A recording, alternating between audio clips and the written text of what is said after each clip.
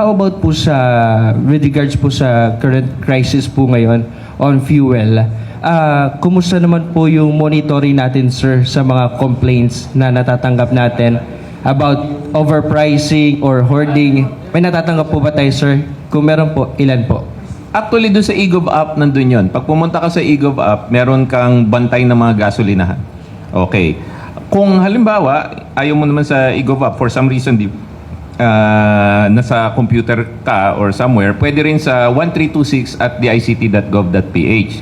Suggestion ko, doon sa 1326.gov.ph, kunan nyo ng picture yung yung gasolinahan. Kunan nyo ng picture yung price. Padala nyo sa 1326 at dict.gov.ph. That is our common action center for everything.